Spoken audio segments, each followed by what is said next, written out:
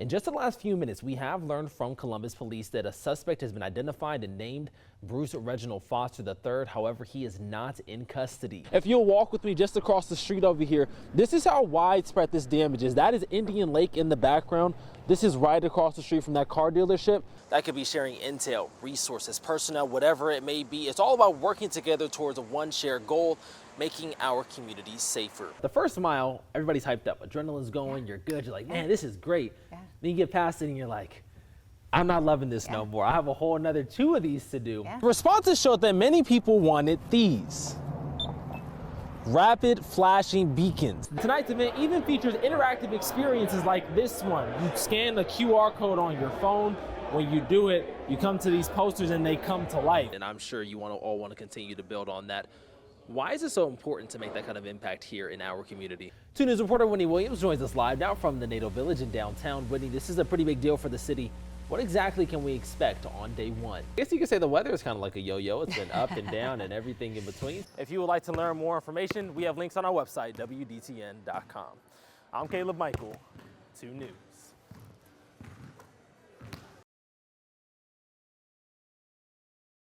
Take a look at your screen right now. This is new dash cam video from Springboro Police. It's showing them and officers on a chase with the suspect that eventually led to a shelter-in-place warning in Washington Township. You might remember this happened on Monday after an officer got an alert for a stolen vehicle.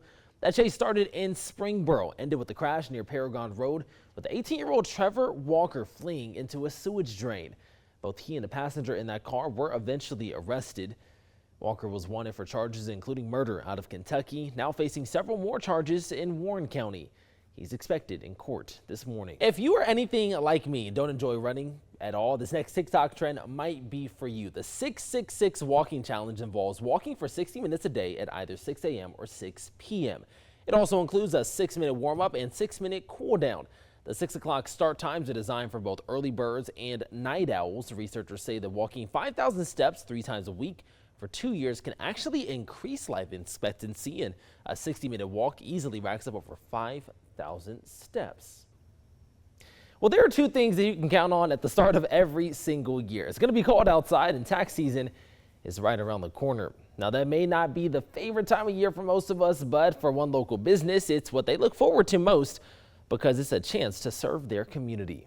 Many students are getting back into the swing of the new school year, and that includes readjusting to their sleep routine.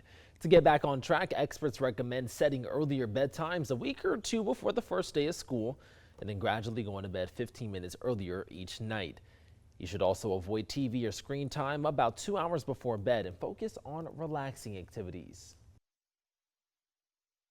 Dribble, dribble, pass, shoot, score, repeat.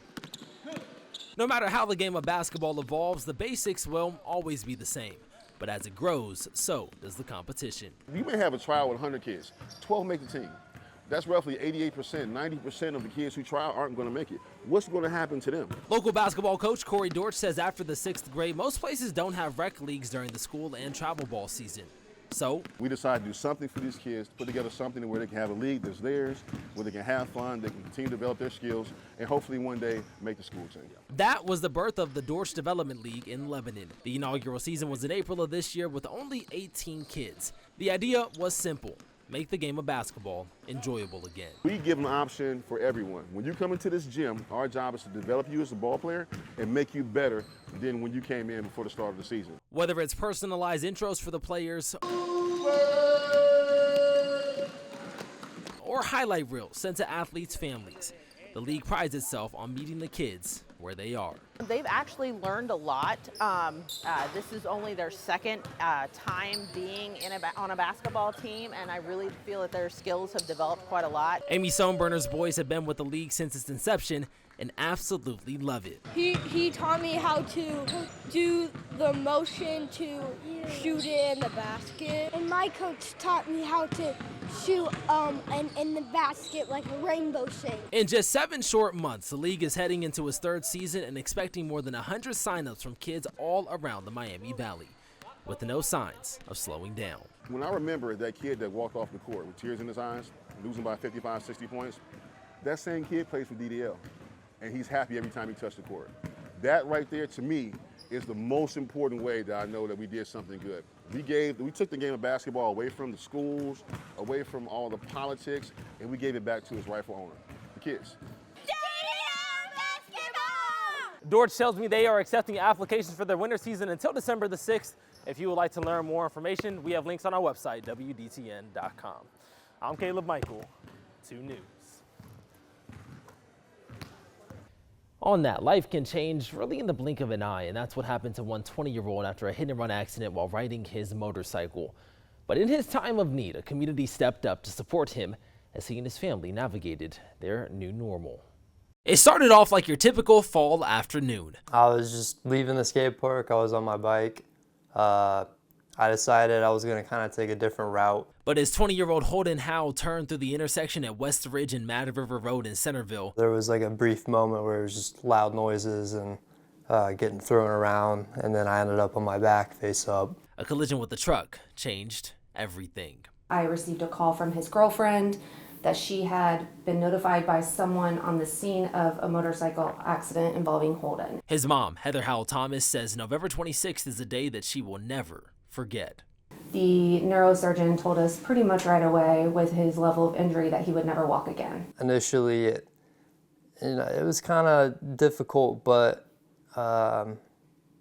never say never. As Holden began his road to recovery, Heather knew life would be different. I immediately knew that we had to propel into action, that we weren't wheelchair accessible. So my husband made a Facebook post, tagged me in it, and we were just asking for anyone that could come and help us. the post spread quickly and got the attention of people like Kevin Bridgewater, a local contractor. A bunch of different people came together to just see what was going on and what we could do. More than 10 local companies donated time, resources, manpower, no questions asked. It was said that it would be 3 to 6 weeks that he would be there. So we expedited the process as much as we could.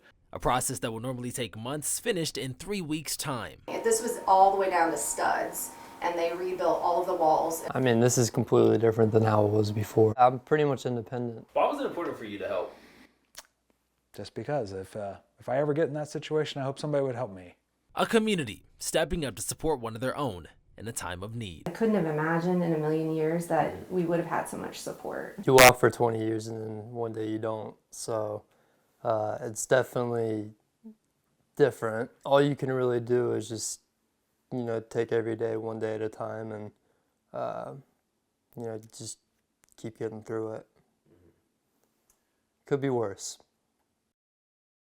Holden and his mom tell me they're taking every day as it comes, thankful for the gift of life.